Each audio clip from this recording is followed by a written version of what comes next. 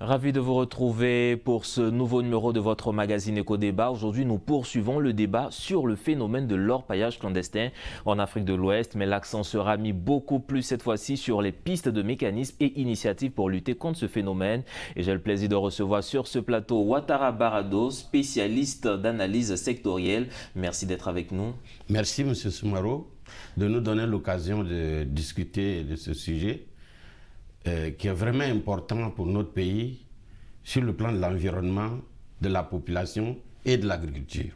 Merci encore. Et avec nous ici en studio, M. Sadia Zouzou, spécialiste en intelligence économique. Merci aussi d'être avec nous. Merci beaucoup, Soumaoro, pour une fois de plus l'occasion que vous nous donnez d'échanger encore sur la thématique de l'orpaillage clandestin, qui est une thématique très intéressante, mais en même temps très complexe, en tout cas eu égard à ses nombreuses implications.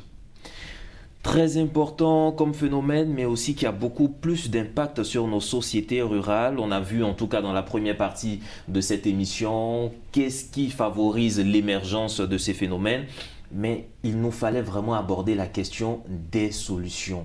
Qu'est-ce qu'on peut faire pour freiner ou éradiquer le phénomène de l'orpaillage clandestin au niveau de l'Afrique de l'Ouest, en Côte d'Ivoire plus particulièrement? Des initiatives sont prises. Est-ce que vous avez connaissance au niveau des autorités ivoiriennes, des initiatives prises pour lutter contre l'orpaillage clandestin?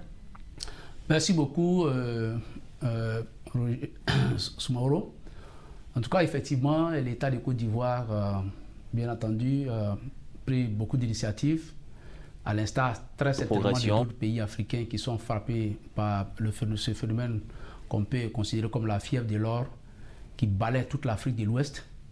Aujourd'hui, en partant de la Côte d'Ivoire jusqu'en Mauritanie, et je veux dire, en tout cas pour donner quelques statistiques, que les 4 pays africains font partie aujourd'hui, en tout cas, des 20 plus grands producteurs d'or aujourd'hui, notamment la Côte d'Ivoire, le Ghana, le Mali et aussi le Burkina Faso. Donc ce sont des zones véritablement importantes. Le Ghana en tête avec 147 tonnes d'or, suivi du Mali et autres. Donc ces données-là ont leur importance et on en a parlé très certainement, je pense qu'on en parlera. En ce qui concerne l'État de Côte d'Ivoire, donc l'État a pris des dispositions réglementaires depuis 2014, notamment en mettant en place un nouveau code minier. Et ce nouveau code minier qui a été mis en 2014, mais aussi en mettant en place des mesures répressives, notamment en créant la brigade de répression au code minier, dont l'objectif est d'interdire, de faire en sorte de lutter contre le phénomène de l'orpaillage clandestin de l'État de Côte d'Ivoire. Mais je veux dire, en plus de cela aussi, il y a le volet répressif, mais je pense que, eu égard à l'ampleur de la tâche, et aussi, comme je l'ai dit en off tout à l'heure, de la complexité de l'orpaillage clandestin et des enjeux économiques qui sont rattachés à l'orpaillage clandestin. Il faut savoir, selon les experts de l'International Crisis Group et puis d'autres ONG nationales et internationales, que l'exploitation officielle de l'or en Côte d'Ivoire rapporte à l'État de Côte d'Ivoire environ 586 milliards de francs CFA. Et les experts estiment que la même contrepartie sort de façon clandestine à travers l'orpaillage clandestin. Et on vous dit dans le secteur que tout le monde y gagne, depuis le chef du village, au commandant de brigade, le sous-préfet, depuis l'agent jusqu'à l'agent du ministère, tout le monde y gagne. Donc, et encore pour l'État de Côte d'Ivoire, il faut savoir que l'orpaillage clandestin est un phénomène nouveau, en tout cas en ce qui concerne l'État de Côte d'Ivoire. Nouveau, mais pas aussi nouveau que ça. On a vu qu'il existait ce phénomène. C'était un phénomène, oui, c'était un phénomène marginal. Mais je veux dire qu'à la faveur de la situation que nous avons connue, donc cette filière-là est essentiellement aux mains des non-nationaux. C'est-à-dire en tête de ligne, les Burkinabés, les Maliens, les Guinéens, les Ghanéens et les Ivoiriens qui viennent en dernière position. Donc l'État s'est dit, à défaut de pouvoir endiguer le phénomène eu égard à sa complexité dont je parlais tout à l'heure, il serait souhaitable très certainement d'essayer de réguler le secteur de l'orpaillage clandestin, surtout des mines artisanales. Donc c'est pour ça que l'État a créé les mines-écoles. Justement, c'était là ma prochaine question, parce qu'on a vu que principalement, on a de grands groupes qui viennent investir, en tout cas l'extraction de manière industrielle, et on a vu que des communautés locales se plaignaient un peu parce que elles ne bénéficiaient pas en griffe des retombées de ces recherches, de cette production d'or. Donc, en tout cas, pour endiguer la pauvreté, chacun s'est lancé un peu. Comment est-ce qu'on peut arriver à impliquer les sociétés, les collectivités locales, justement, pour éviter ces phénomènes? Oui, pour éviter ce phénomène, il faut comprendre que les communautés, M. Sadia l'a dit tout à l'heure, il y a beaucoup d'implications. Chaque communauté a un intérêt particulier dans cette activité illégale. Donc, si on veut vraiment trouver la solution, il est bon qu'on recherche des solutions spécifiques à chaque groupe, de telle manière que ces populations-là puissent s'impliquer dans les conséquences de ce phénomène-là. Qu'est-ce que je veux dire de façon concrète? Si les chefs de villages sont impliqués, si les chefs de communauté sont impliqués, si la population est impliquée, pour lutter contre le phénomène, on reprend le même chemin et on analyse comment faire en sorte que ces mêmes personnes qui sont impliquées, comment faire en sorte que ces mêmes populations-là puissent être impliquées pour lutter contre ce phénomène. Ça veut dire quoi? Les chefs de communauté, effectivement, il faudrait qu'il y ait des projets qui les impliquent et pour lesquels ils auront un intérêt particulier à défendre ces projets plutôt qu'à rechercher effectivement à gagner de l'argent parallèlement. C'est vrai qu'il y a le volet répressif, mais tous les problèmes ne se règlent pas par la violence ni par la menace. Mais justement, même au niveau du volet répressif, vous avez parlé tout à l'heure d'une brigade qui a été mise en place, mais est-ce que cette brigade a les moyens pour vraiment aller contre ces pratiques-là? Oui, parce que généralement, on a vu que ce genre d'orpaillage se fait dans des zones ou dans des territoires vraiment pratiquement inaccessibles, assez cachés dans les villages, dans les plantations. Oui. C'est difficile d'y avoir accès. Les moyens, d'abord, il faut dire que ces brigades-là, est-ce que ces brigades sont en nombre suffisant pour faire le travail? Parce que quand on parle de moyens, il y a les moyens humains, les moyens matériels, et puis il y a les moyens financiers. Les moyens humains ne sont pas encore suffisants.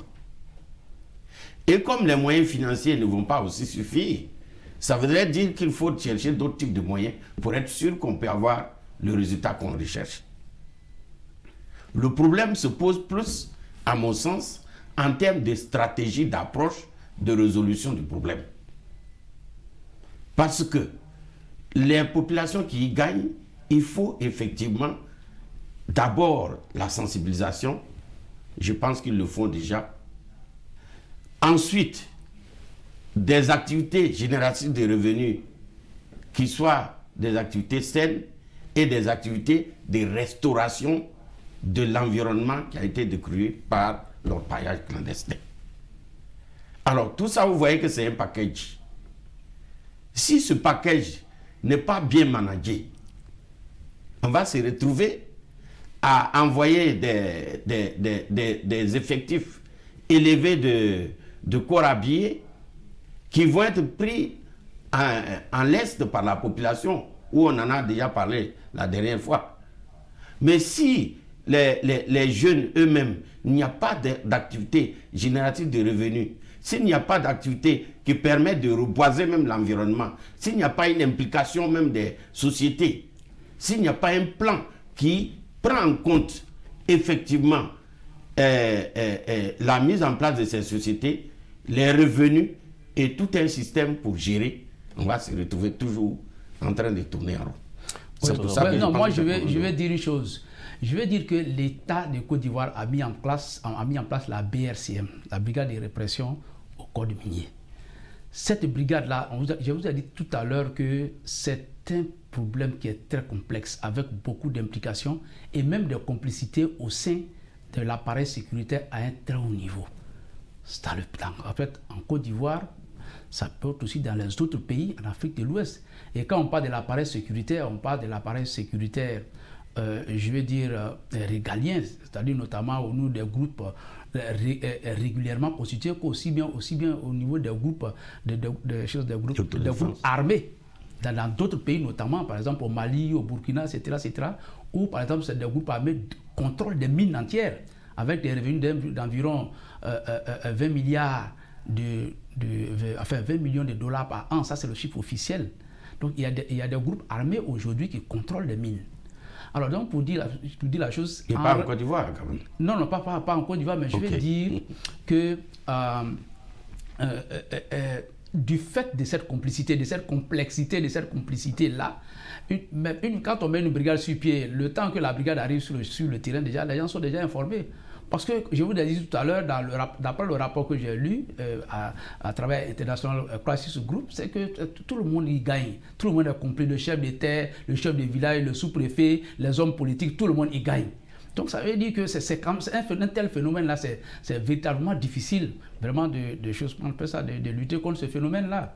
Je vais dire, maintenant vous avez posé la question tout à l'heure en ce qui concerne, par exemple, sur le plan local. Bon, il y a, je vais dire, des organisations, par exemple, les mutuelles de développement des villages, etc., qui se lèvent et qui sont pleins et de façon régulière. L'État même de Côte d'Ivoire, pour ajouter à ce que j'avais dit tout à l'heure, a entrepris aujourd'hui de sensibiliser toutes les villes frontalières dans lesquelles, je vais dire, l'orpaillage clandestin sévit, notamment dans la zone de Katiola, de Tengrela, et aujourd'hui en sensibilisant les populations locales.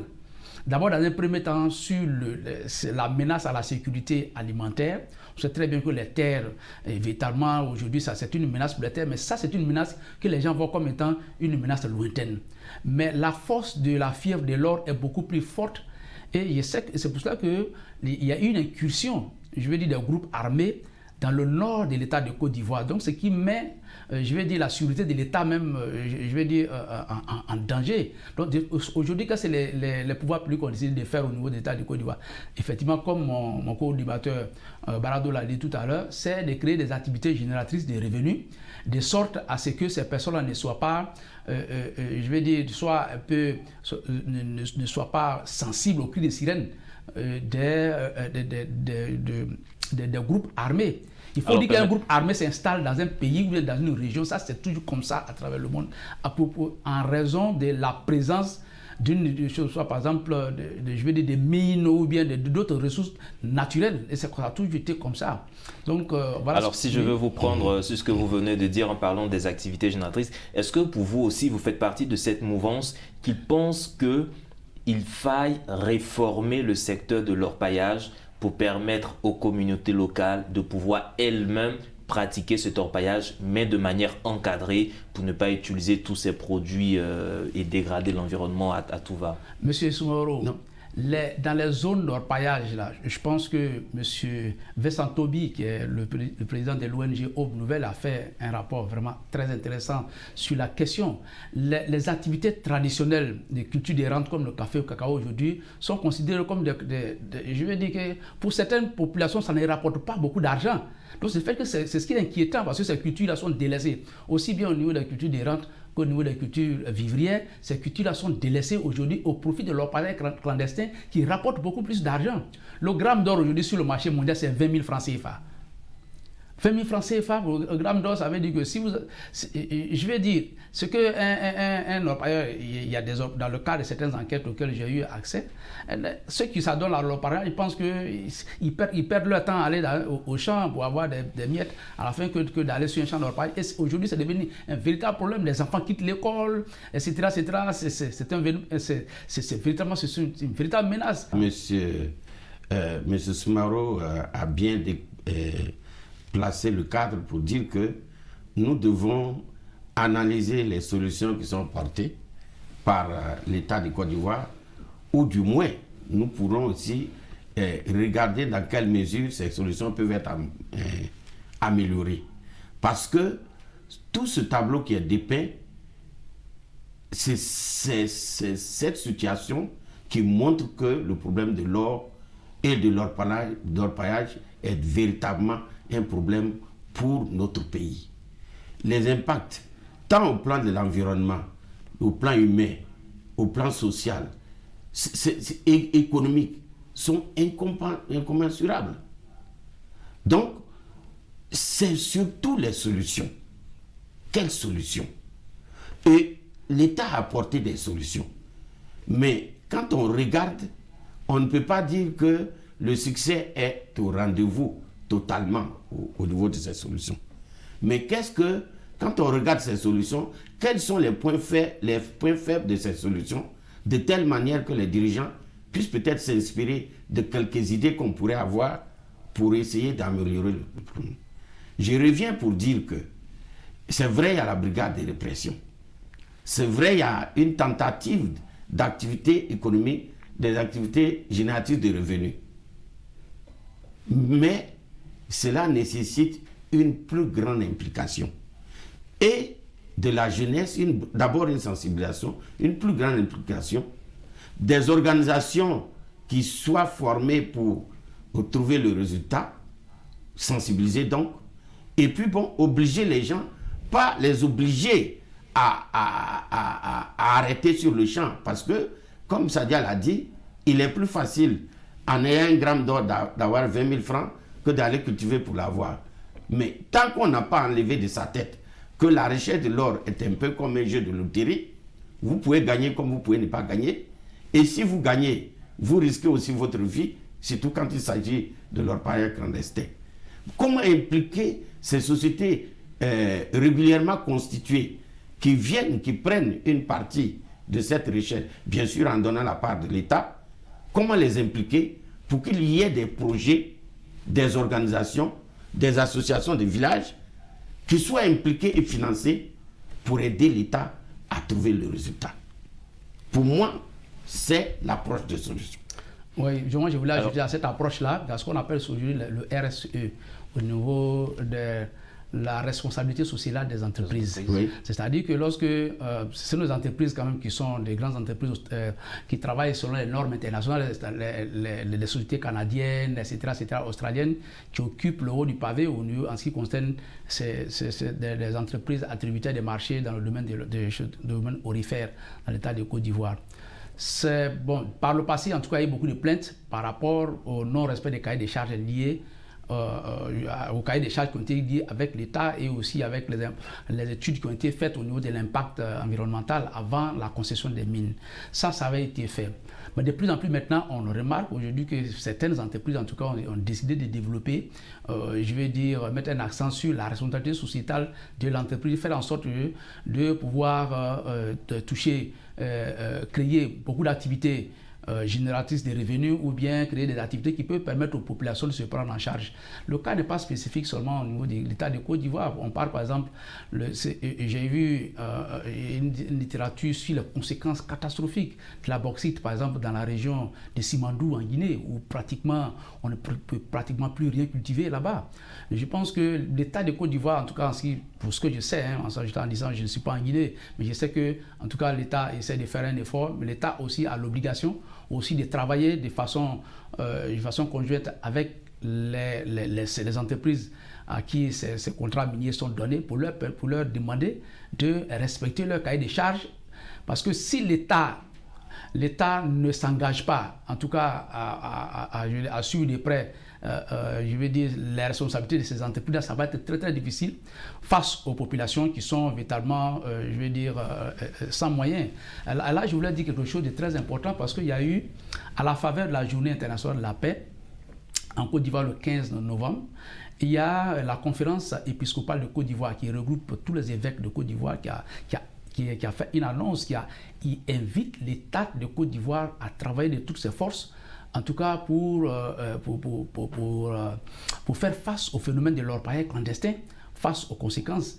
Le texte invite l'État de Côte d'Ivoire à protéger les paysans, non seulement contre l'orpaillage clandestin et je veux dire ses conséquences, mais aussi contre un phénomène qu'on appelle en anglais le land grabbing, c'est-à-dire l'expropriation des terres je veux dire, au profit de certaines multinationales. Ça, ce n'est pas seulement spécifique à la Côte d'Ivoire, mais aussi à d'autres pays. Mais je veux dire que je suis en train de dire ce que, de façon publique, la conférence épiscopale de Côte d'Ivoire a demandé à l'État de s'impliquer. Parce que lorsque, par exemple, les mines, lorsqu'il y a eu, par exemple, des travaux ou bien l'exploitation minière rejette, je veux dire, des déchets, par exemple, qui impactent l'environnement et qui touchent surtout la sécurité alimentaire. Or, l'État de Côte d'Ivoire, la force de la Côte d'Ivoire, moi j'ai eu l'opportunité quand même de visiter beaucoup de pays en Afrique. L'État de la Côte d'Ivoire, la force de la Côte d'Ivoire, c'est d'avoir pu avoir une base solide sur l'agriculture familiale. Et l'agriculture familiale fait en sorte que en Côte d'Ivoire, c'est pratiquement difficile de mourir de faim ici, alors que ce n'est pas le cas dans d'autres pays, par exemple, qui ont beaucoup plus de ressources que l'État de Côte d'Ivoire, pas de ressources forestières. Donc je vais dire que c'est un phénomène très très important et je pense, enfin j'ose espérer que l'État de Côte d'Ivoire... Trois des solutions. Oui, je vous laisse rebondir, mais en même temps je vais poser une question juste après vous. Oui. Je vais ramener à un niveau digeste plus simple, ce que mon co-débatteur vient de dire. Pour moi, j'estime, c'est une proposition, j'estime que ces sociétés organisées, donc qui exploitent légalement l'or dans une certaine région, s'il y a des zones où l'orpaillage se développe, on suppose qu'on est toujours dans la même zone. Donc, et dans le cahier des charges, on pourrait envisager que ces terres-là soient restituées, restaurées, c'est le vrai mot, restaurées, et qu'en appui des organisations, des ONG viennent pour fertiliser ces sols et planter des arbres, puisqu'on est dans l'histoire du planting, planter des arbres dans ces régions-là, trouver des populations qui protègent donc ces parties et donc qui sont rémunérées pour cela. Justement, quand vous exploitez, c'est dans ce sens que ma question prochaine était prévue, parce que quand vous prenez par exemple l'avion d'Abidjan à Accra au Ghana, mais quand vous passez, il suffit juste de regarder par le hublot, mais il y a un constat mais désolant. Vous voyez dans ces plantations, dans ces forêts, de grandes excavations, de grands trous, vraiment ouverts à grand ciel. Et tout ça, on nous dit que c'est de l'exploitation, de l'orpaillage clandestin que cela résulte. Donc, est-ce qu'au niveau de nos autorités, on ne peut pas penser à impliquer la technologie dans la surveillance, ne serait-ce qu'avoir des drones pour surveiller certaines zones là où il y a de l'activité, où il pourrait y avoir de l'activité, initier, intégrer les nouvelles technologies? C'est pour cela que quand on parlait de moyens, j'ai parlé de moyens humains, de moyens matériels et de moyens financiers. Les drones peuvent faire partie des moyens matériels pour surveiller. Mais je voudrais revenir sur ce que j'ai dit tout à l'heure. Il s'agit d'impliquer ces sociétés. Quand on dit impliquer, ça ne veut pas dire que c'est elles qui vont venir le faire. C'est en termes de financement. S'il y a une part du financement qui doit revenir, toutes ces comment on appelle, ces trous ou ces tombeaux à ciel ouvert qu'on retrouve dans ces zones d'orpaillage là, mais il faut bien qu'il y ait des gens pour les fermer. Mais qui va fermer? Qui ferme? Pour trouver la personne pour fermer, c'est facile. Mais qui va financer celui qui ferme? Il s'agit de réfléchir comment restaurer cela et comment retrouver le financement pour restaurer cela, en impliquant les populations qui elles-mêmes sont venues le faire. Donc, derrière, la répression empêche de le faire avec les drones, mais une fois que le mal est fait, mais qu'est-ce qu'on fait? Il faut bien qu'on restaure. On restaure en finançant. Mais comme l'orpaillage va amener ce problème, en ce moment-là, on prévoit cela et on met un mécanisme qui soit suffisamment léger et qui permette effectivement de restaurer en impliquant les populations. Moi, dans le cas de l'État de Côte d'Ivoire, par exemple... arrive pratiquement au terme de cette émission, malheureusement, donc je vais laisser une minute à tout un chacun pour conclure. qu'est-ce qu'il faut effectivement pour vraiment tenter d'éradiquer ou d'éliminer au mieux l'orpaillage clandestin en Afrique de l'Ouest? Bon, je pense que dans un premier temps, d'abord, il faut sensibiliser les propriétaires terriens. Et parce que vous savez que les populations au village ne sont pas suffisamment conscientes des populations à court, moyen, surtout à moyen, des conséquences plutôt à moyen et long terme. On parle aujourd'hui des changements climatiques aujourd'hui. Et je pense qu'on peut avoir de l'or, mais si on n'a rien à manger demain, ça risque d'être un problème.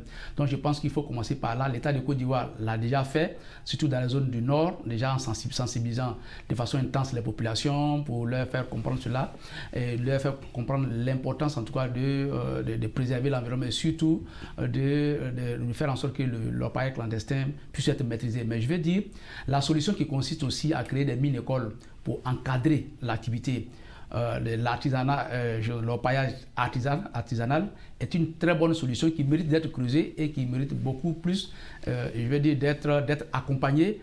Surtout, excusez-moi, avec l'accord des ONG qui sont actives véritablement sur le terrain pour essayer de banaliser, ou bien d'essayer de plutôt banaliser, c'est pas le mot, mais essayer de canaliser cette activité. Donc moi je pense que ça c'est possible. Mais il faudrait aussi que effectivement le volet de la répression puisse véritablement être beaucoup plus intense que cela. Sinon, c'est notre avenir à nous tous qui est menacé. Notre avenir menacé, M. Ouattara. Notre économie menacée par cette activité.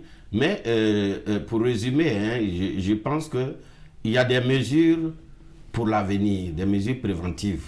Les mesures préventives, c'est effectivement, comme on l'a dit, les régions qui ne sont pas encore touchées, sensibiliser, créer des activités génératrices de revenus. Mais les mesures curatives, il faut trouver un moyen pour restaurer les zones qui sont déjà sauvagement dégradées et qui risquent d'impacter sur notre grenier au niveau de la Côte d'Ivoire. Et il faut impliquer, mais il faut créer des activités génératrices de revenus. Sensibiliser, créer des activités génératrices de revenus. Impliquer par les ONG, impliquer la chefferie, mais tout ça, il faut trouver un système pour financer. Il ne faut pas penser que c'est seulement la répression qui va empêcher les gens. Les gens ont besoin de se réaliser. Voilà. Merci encore, M. Ouattara Barado. Merci à vous, M. Sadia Zouzou. Nous parlions aujourd'hui vraiment des solutions qu'on pourrait proposer pour tenter d'éradiquer ce phénomène de l'orpaillage clandestin. Mesdames et messieurs, le débat se poursuit chez vous et vous pouvez retrouver cette émission sur notre site internet www.mediantv.com, agréable suite de programme sur nos antennes.